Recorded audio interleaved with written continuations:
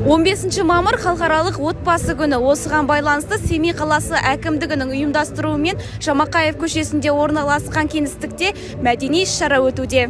Отбасы бақыт мекені атты мерекелік шара бірнеше сайыстан құралып, кең көлемдегі шараны мыңға жуық көрермен тамашалады. Шараға қала әкімінің орынбасары Арайбек Хамзаев, Семей қаласының мәдениет тілдерді дамыту бөлімінің басшысы Маржан Бахатова, Семей қаласының ішкі саясат бөлімінің басшысы Нұржан Есенжолов қатысып, барша қалалықтарды отбасы күнімен құттықтады.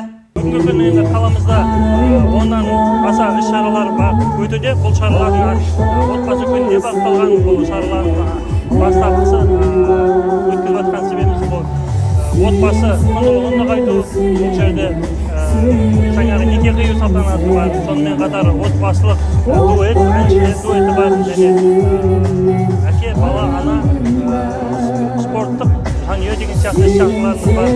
Бұндай іс-шараларды біз жалғастыратын боламыз.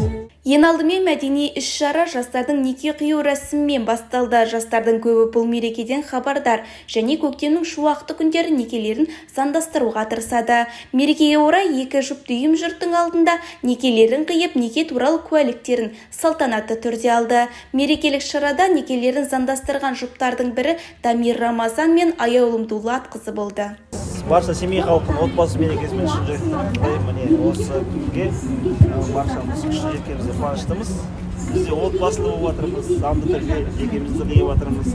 Енді барша Семей халқы мерекесі құтты болсын. Келесі кезекте жұлдызды жұбатты өнерлі отбасылардың ән шырқауы өткізілді. Қатысушылар отбасы құндылығына арналған әнді жанды дауыста шырқады. Жиналған қауымның алдында 6 жұп өнер көрсетіп, сайыс соңында әр отбасыға түрлі номинациялар табысталып, 50 мың теңге ақшалай сыйақы берілді. Сондай-ақ Семей қалалық спорт бөлімінің ұйымдастыруымен әке, ана және мен атты спорттық сайыс өтті. Сайысқа 3 жас отбасы қатысып, өзара бақ сынады. 4 адамнан құралған 5 кезеңнен тұратын спорттық сайыс қатысушылары зияткерлік ойындар арқылы сынға түсе, одан соң командалық сайыста тартысты ойын көрсетті.